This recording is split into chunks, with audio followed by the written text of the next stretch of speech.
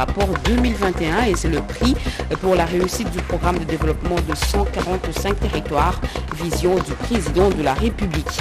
La nature a pourvu la RDC d'une biodiversité qui appelle un regard attentionné. Les experts environnementaux et spécialistes en conservation de la nature réfléchissent profondément pour donner des orientations stratégiques afin de sauver la nature. Voilà pour les titres. Et c'est vendredi, aujourd'hui, la tradition a été respectée au gouvernement. La réunion du Conseil des ministres a eu lieu en distanciel et le compte rendu juste après ce journal avec le ministre de la Communication et des médias, porte-parole du gouvernement, Patrick Mouyaya. Mesdames et messieurs, bonsoir et très heureuse de vous retrouver à travers cette grande édition d'information sur la chaîne nationale. Ouvrons ce journal par cette page noire, le drame de Matadi Kibala. Les victimes ont été inhumées ce vendredi au cimetière de Mingedi. Les obsèques publiques ont eu lieu au stade de Vélodrome de Kintambo. 26 corps sans vie étalés dans les cercueils ont été exposés. L'émotion était à son comble et le Premier ministre Jean-Michel Sama-Lukonde, à la tête d'une forte délégation gouvernementale, a fait le déplacement pour consoler les familles éplorées et rendre les derniers hommages à ses compatriotes. Témoin de l'événement, Pati Tondouangou, Marcel Moubenga et bienvenue au Salah.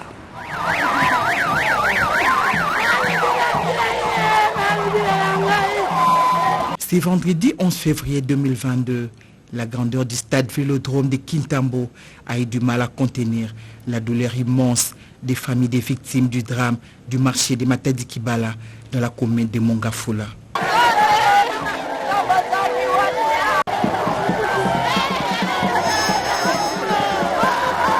Sensible à cette douleur, on pouvait lire visiblement dans les regards du Premier ministre Jean-Michel Sama-Lukonde Kyenge la profonde tristesse qui accompagnait sa compassion face aux familles éprouvées.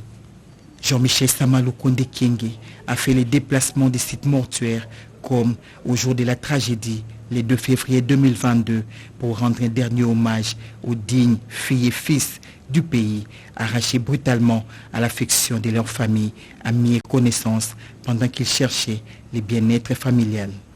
Le gouverneur de la ville-province Kinshasa n'était pas en reste. Gentini Ngobila a écarté désormais l'intransigeance de l'exécutif provincial face aux constructions anarchiques. Au nom de toute la population de Kinshasa, je tiens à remercier particulièrement Son Excellence M. Félix Antoine Tshisekedi Tshilombo, chef de l'État, qui n'a aménagé aucun effort pour descendre personnellement sur le lieu afin d'essuyer les larmes des familles et ordonner lui-même toutes les dispositions utiles à prendre pour les victimes et leurs familles. Ces remerciements s'adressent également à Son Excellence Monsieur le Premier ministre, chef du gouvernement. Les images en disent plus. Le gouvernement a tenu sa promesse d'organisation des obsèques dignes à ses compatriotes péris dans un drame inattendu. Un autre temps fort de ces funérailles a été le dépôt de la couronne des fleurs par le Premier ministre chef du gouvernement Jean-Michel Sama-Lukonde Kyenge devant l'ensemble des dépouilles mortelles, suivi de toute la délégation gouvernementale. Étape qui a précédé la consolation des familles des victimes, comme pour dire « j'ai compati à votre douleur ». Les familles ont reconnu les efforts du gouvernement dans l'organisation des obsèques, acte qui a valu les remerciements au chef de l'État Félix Antoine Tshisekedi Tshilombo et au gouvernement Sama. C'est autour des 13 heures que les corbières chargés de douleurs ont pris la direction du cimetière de Mingadi pour le repos éternel de ces victimes. Obsèques et inhumations de ces victimes ont été prises en charge par le gouvernement et une enveloppe a été remise à chaque famille comme soutien pendant ce temps difficile. Des actes qui n'ont pas laissé indifférentes ces familles meurtries. Elles ont exprimé leur gratitude à la République. On les écoute au micro de Diène Balaka et Gir Kabamba. J'ai perdu 2 nièces. Moi j'ai vu les photos. Je ne savais pas que dans ce groupe-là de morts, il y avait mes nièces. J'ai bel et bien vu la photo de ma nièce. Mais je ne savais pas que ça pouvait s'agir d'elle. C'est après seulement qu'on m'a appelé et annoncé la nouvelle. Que voilà, dans cet accident, nous avons perdu deux nièces, Noël et Jodel. Nous les mamans travaillons dur parce que les papas n'ont plus d'emploi. Nous cherchons à nourrir nos enfants. C'est ce qui justifie la mort de plusieurs femmes. Merci au président de la République pour cette prise en charge. Au président, merci. J'ai perdu ma grande sœur lors de cette tragédie des Matadi Kibala. C'est vraiment un grand choc pour nous. Nous disons merci au gouvernement pour avoir honoré la mémoire de ces victimes. Nous sollicitons également que cette date soit inscrite au calendrier national. Que l'âme de ces illustres disparus repose en paix. En tout cas, autre chose à présent, les têtes d'érosion de Zamba Telecom vont bientôt appartenir au passé. Le gouvernement, par le truchement du ministère des Infrastructures, Travaux publics et Reconstruction, vient de disponibiliser les fonds pour les travaux anti-érosifs dans ce site. Une délégation des habitants de cette partie de la capitale en pris langue avec le ministre de tutelle Alexis Guissaro. Erudis Kitutu, Modérizin Kionda, reportage. De la population de Mongafula au sujet de l'érosion à Zamba Telecom a été entendu par le chef de l'État qui a instruit le ministre d'État des ITP, Alexis Guissaro Mouvouni, pour des solutions idoines. Compte tenu des érosions qui menacent le quartier, surtout l'avenue Kimbondo, qui va vers Zamba Telecom, où il y a des têtes d'érosion qui menacent cette route, où d'ailleurs elle n'est plus praticable depuis un temps. Nous avons estimé que rien n'est fait le plus tôt possible. Nous risquons d'être coupés de toute la ville de Kinshasa. Cette délégation des notables de Mongafula, conduite par le ministre honoraire Rubens Mikindo, s'est dite rassurée aux doléances soumises au ministre d'État Alexis Guissaro. Au niveau du gouvernement, des dispositions sont prises. Aujourd'hui, nous sommes à même d'annoncer que le gouvernement va disponibiliser les fonds afin que les interventions qui s'imposent puissent débuter.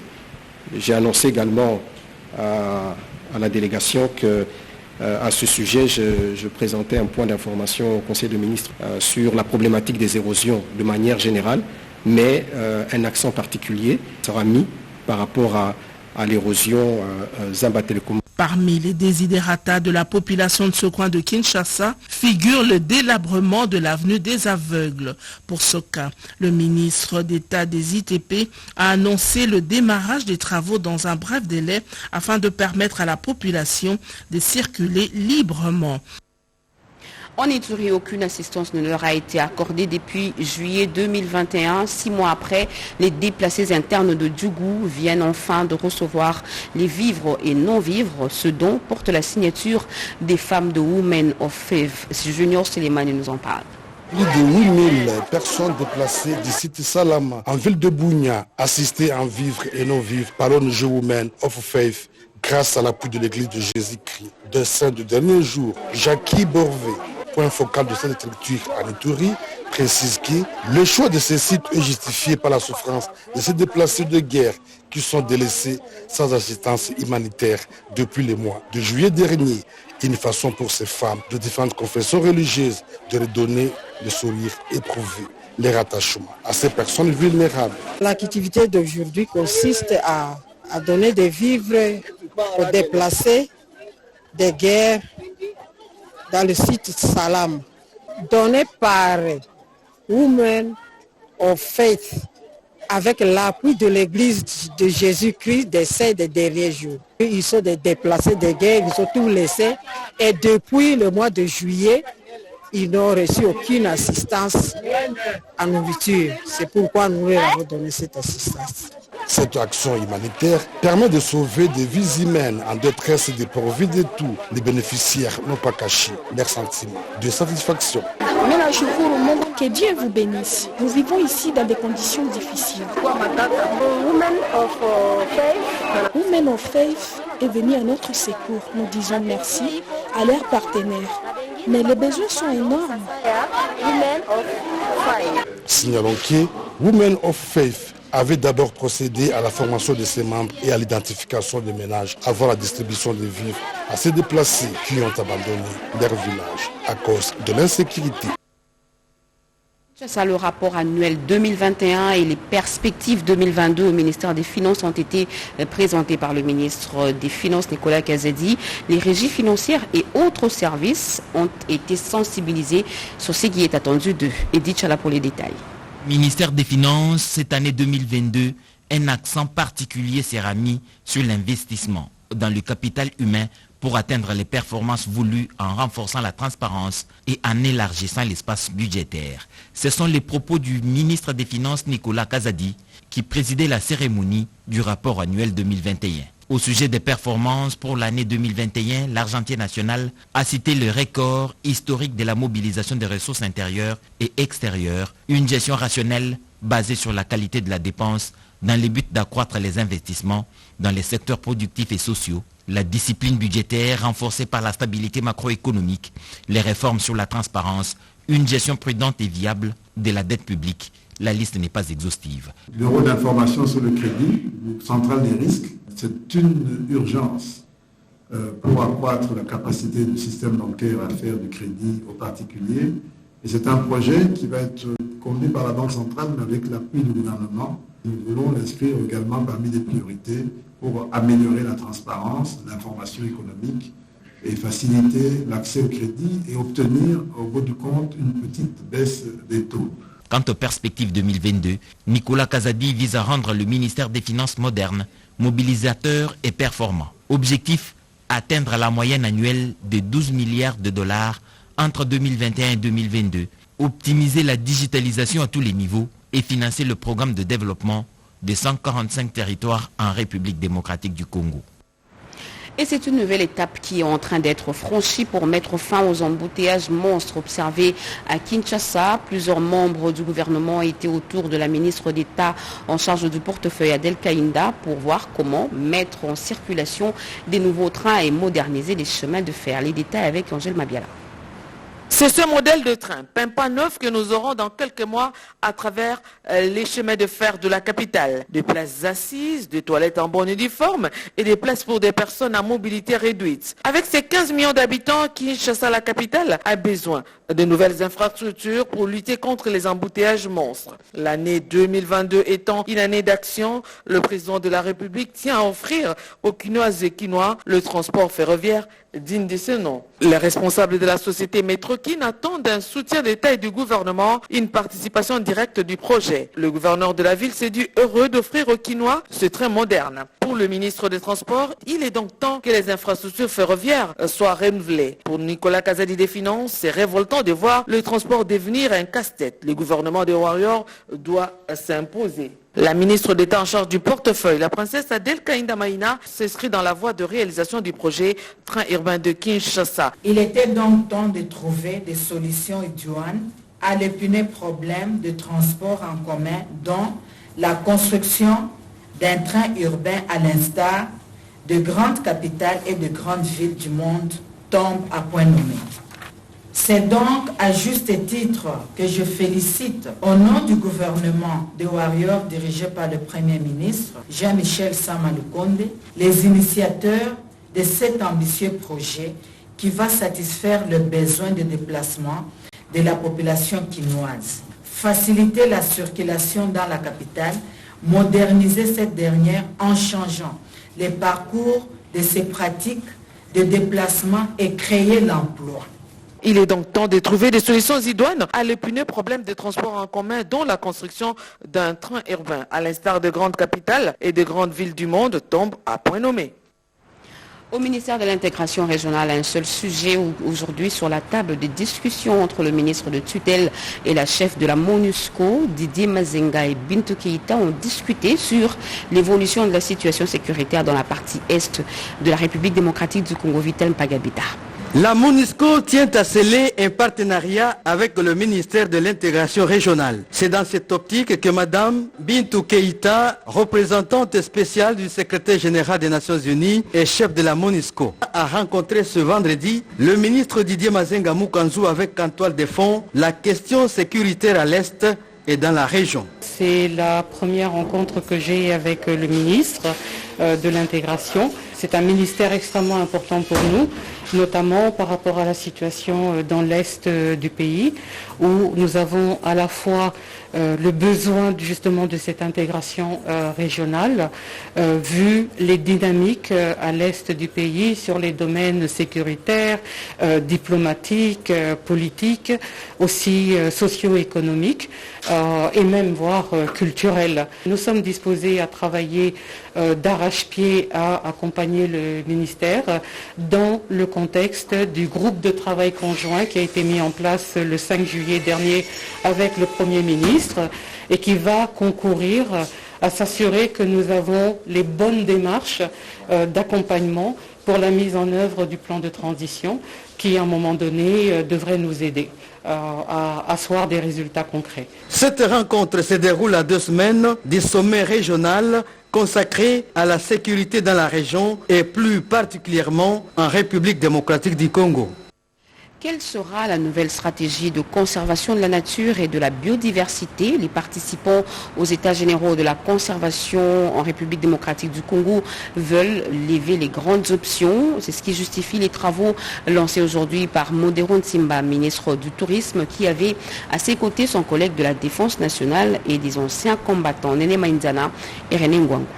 La nouvelle vision de la stratégie nationale pour la conservation de la nature en RDC sera basée sur la souveraineté, l'humanité, la responsabilité et la biodiversité. C'est l'annonce faite par le directeur général de l'Institut congolais pour la conservation de la nature lors des États généraux de la conservation de la nature tenus à Kinshasa. Il s'agit d'articuler une nouvelle vision de la stratégie nationale de la conservation de la nature sur 4 piliers stratégiques, à savoir la souveraineté, l'humanité, la responsabilité et la biodiversité. Pour réaliser ces objectifs, l'ICCN doit être proactif dans ses mesures de prévention et offensif dans la défense de ses territoires. L'ICCN se veut exigeant en matière d'intégration, d'équité sociale et surtout du respect des droits humains. Le ministre du Tourisme, Modero Nsimba Matondo, qui a ouvert les assises, a salué l'initiative des nouvelles approches qui met l'homme au centre de la conservation. Je ne peux que d'emblée féliciter la nouvelle direction de l'ICCN pour cette pertinente initiative qui augure d'une nouvelle dynamique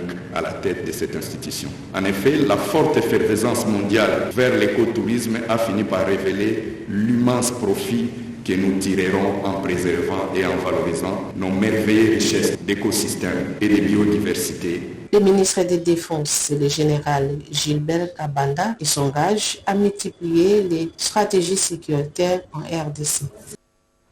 Félix Tshisekedi, de la base au sommet, c'est le nouvel ouvrage baptisé aujourd'hui par le président du Sénat, Modeste Bahati Lukwebo, l'auteur de ce livre. Le ministre de la Jeunesse et Initiation à la nouvelle citoyenneté, Yves Boukoulouzola, l'a présenté au public. Edi Tchala. Une compilation de 13 chapitres dans un amalgame de 244 pages. Félix Tshisekedi, de la base au sommet, en est le titre. Une écriture du ministre de la Jeunesse et Nouvelle Citoyenneté, Yves Boukoulouzola, qui va et vient sur une histoire jalonnée de hauts faits et parsemée d'embûches qui ont entouré la vie de Félix Tshisekedi. Être fils d'Étienne Tshisekedi les années 80, c'est une compétence à noter dans un CV. Les accords, les alliances, les trahisons, la campagne électorale de 2018, le coup de génie qui met le FCC en déroute. Le livre est une somme des faits vécus par l'auteur aux côtés de Félix Tshisekedi depuis 15 ans. Je ne suis pas écrivain, mais j'ai écrit ces livres. Je tiens avant toute chose à remercier l'honorable président du Sénat qui a accepté sans hésiter à préfacer ses livres et il m'a rappelé ce jour son attachement à la jeunesse. La recension du livre, le ministre de la Communication et Médias Patrick Mouyaya s'en est chargé. Un résumé qui donne envie de parcourir les pages de cet ouvrage. Dans cet ouvrage, vous allez plutôt découvrir l'histoire d'un camarade qui raconte un camarade. Mais c'est aussi l'histoire d'un parti politique parce qu'il recense les grands événements qui ont marqué à la fois la vie du patriarche Étienne Tshisekedi d'heureuse mémoire, mais qui ont aussi marqué le parcours de celui qui est présenté principalement dans ses livres, à savoir le président de la République, Félix Antoine Tshisekedi Tshilombo. C'est le président du Sénat, Modeste Bahati Lukwebo, qui a porté sur les fonds baptismaux ce livre en présence du Premier ministre Jean-Michel Sama Lukonde. Cet ouvrage biographique est publié par les éditions OCM et se vend sur toutes les grandes places et les librairies célèbres de Kinshasa à 24 €. Comment mettre fin aux difficultés qu'éprouvent les PME pour accéder au crédit dans des banques? Eh bien, le gouvernement veut mettre en place une banque d'investissement et de garantie publique. Les experts du secteur étaient en atelier pour étudier des voies et moyens aboutissant à la création de cette banque. Cet atelier a été organisé par le ministère de l'Industrie et a été ouvert par le Premier ministre Jean-Michel Sama Lukonde, Erika Bomba et Betty Amani. C'est un grand pas qui vient d'être franchi pour la mise en place d'une banque d'investissement et des garanties publiques d'ici quelques mois. À la manœuvre, Julien Paloukou, ministre de l'Industrie, qui a réuni plusieurs experts pour devoir discuter et amender une étude réalisée par la firme Finactu devant aboutir à la création de cette banque. Les petites et moyennes entreprises et les petites et moyennes industrielles qui n'accèdent difficilement au crédit, la création de cette banque permettra de résoudre ces problèmes tout en leur apportant des crédits et une assistance technique, a dit la directrice générale de Finactu. Cette banque publique d'investissement et de garantie permettra vraiment aux PME d'accéder au financement, donc de développer l'investissement et de développer la création d'emplois. Le PME qui accuse aujourd'hui un déficit de l'ordre de 10 milliards de francs congolais, cette banque est bien plus qu'une solution, a précisé le ministre de l'Industrie Julien Paloukou. Cette banque va permettre de mettre à la disposition des banques commerciales des garanties nécessaires qui permettront également à celles-ci d'octroyer maintenant des crédits aux petites et moyennes entreprises.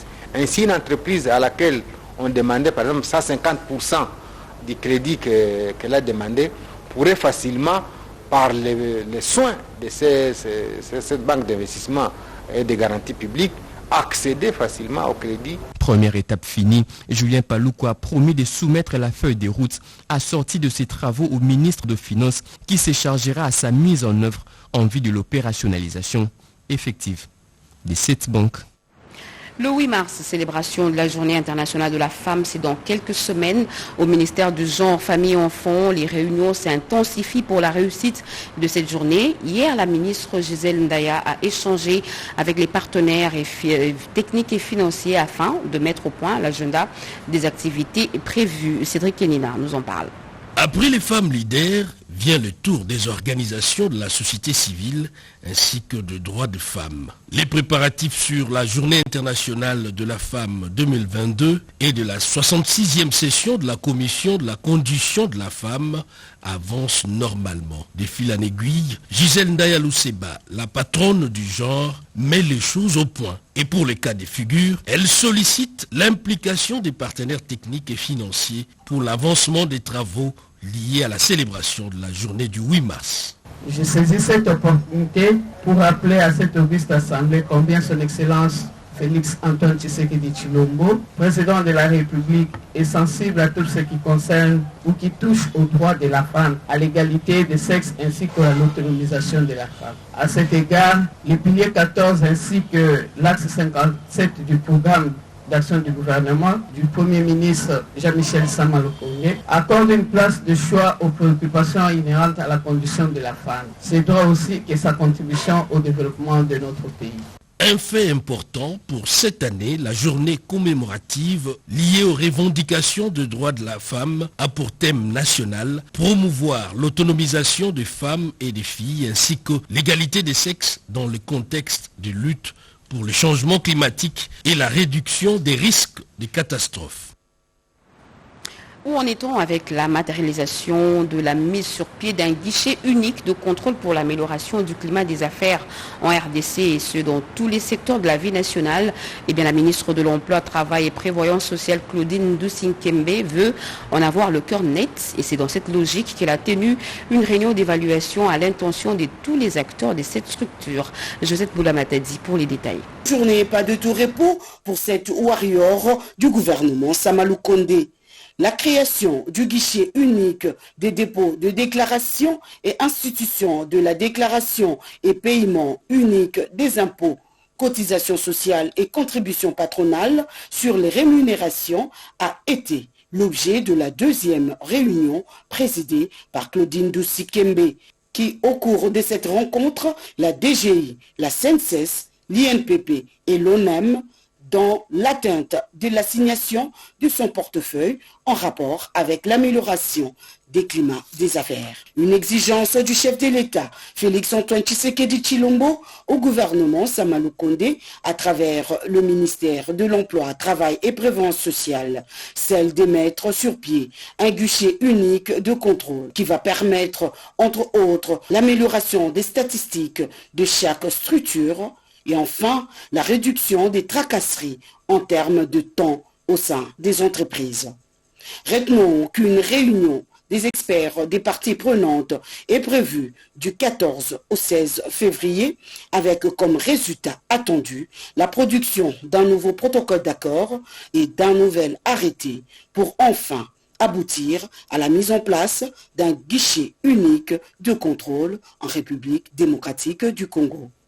En politique, l'Alliance des forces démocratiques du Congo, FDC, parti cher à Modeste Bahati Lukwebo, président du Sénat, vient d'élargir ses rangs. Encore des nouvelles adhésions massives au quartier général de cette formation politique qui a porté le président de la République, Félix-Antoine Tshisekedi Tshilombo, comme candidat lors des prochaines élections de 2023. Au nombre des derniers adhérents figure l'association congolaise des coiffeurs du Congo, Willy Atunakov. L'Alliance des forces démocratiques du Congo, le nombre de membres ne cesse de s'accroître chaque jour qui passe depuis sa création en novembre 2010. C'est pourquoi la grande salle de fête La Conforta, dans la commune de Kasavubu, au centre de la capitale Kinshasa, a servi de cadre à la cérémonie d'adhésion volontaire et massive à l'Alliance des forces démocratiques du Congo, formation politique chère au professeur Modeste Bahati Lukwebo et membre de l'Union sacrée de la nation, à plus de 1500 membres de l'ASBL, à Kokwaf, association congolaise des coiffeurs que dirige Pamphile Louyeye. La cérémonie a été présidée par le nouveau secrétaire général de la FDC, Guy Richard Malongo. Question sans nul doute pour la COCOAF d'accompagner loyalement et fidèlement cette première force politique de la majorité parlementaire, d'obtenir davantage une majorité écrasante en 2023 à tous les niveaux en faveur du seul et unique candidat à la présidentielle déjà choisi par la FDCA, Félix-Antoine Tshisekedi Tshilombo, pour le bien-être des Congolais. Nous venions récemment d'être élevés en dignité par l'autorité morale et nous a donné des missions. Les missions, c'est celle de travailler pour que les partis gagnent et que les chefs de l'État gagnent. À en croire le nouveau secrétaire général, après le Congo central et Kinshasa, le nouveau staff dirigeant du gouvernement de l'AFDC, sous la houlette de Guy Richard Malongo, envisage des différentes descentes dans les autres provinces de la RDC, notamment dans l'espace Grand Bandundu, le Maniema et l'espace Grand Équateur. Vous le savez, la radio-télévision nationale congolaise est en deuil. Faustin Fossa Tombissa, célèbre commentateur sportif et directeur à la chaîne nationale, a tiré sa révérence ce matin après une longue maladie. Cette icône de la presse nationale a laissé un vide incommensurable dans la profession, selon les témoignages de ceux-là qui l'ont connu. Regardez. Un célèbre écrivain a dit que la vie sur cette terre des hommes est comparable à une scène de théâtre où chacun vient jouer son rôle avant de disparaître. À 62 ans et à la grande désolation et consternation de l'ensemble de ces différentes communautés d'appartenance, Faustin Fossa Tombissa Diaba a tiré sa révérence le matin de ce vendredi 11 février, après son admission dans une formation médicale pour y recevoir des soins appropriés, autant dans le corps des professionnels des médias que dans le milieu culturel sportif. Faustin Fossa Tombissa a laissé à la postérité le souvenir impérissable d'une très grande intelligence et d'une puissance de réflexion qu'on aurait tort de ne pas pérenniser. C'est-à-dire c'est quelqu'un que j'ai connu et côtoyé il y a plus de 20 ans, quand nous étions encore étudiants, au niveau de l'Institut des sciences et techniques de l'information. Aujourd'hui, il comptait parmi les aînés en qui j'avais beaucoup d'estime. Ce que j'ai pu retenir aussi de lui, un très bon travailleur. Fossa connaissait l'ABC du football, Fossa connaissait la géographie, il connaissait l'histoire. Il suffisait qu'un adversaire quelconque se retrouve en face d'une équipe de la République démocratique du Congo et il va, lui, pour faire toute une histoire. C'était un très bon archiviste. On a perdu aujourd'hui un grand et heureusement pour nous, on a eu une petite substance de ce qu'il avait dans le ventre. Il nous a marqué par des astuces que nous devions voir en tant que journalistes. Fin de ce journal, mesdames et messieurs, si vous nous avez pris en cours, voici le rappel de titres. L'émotion était vive aujourd'hui au stade Vélodrome de Kintambo. Des centaines de personnes ont assisté aujourd'hui aux obsèques de 26 victimes électrocutées le 2 février dernier à Matadi-Kibala.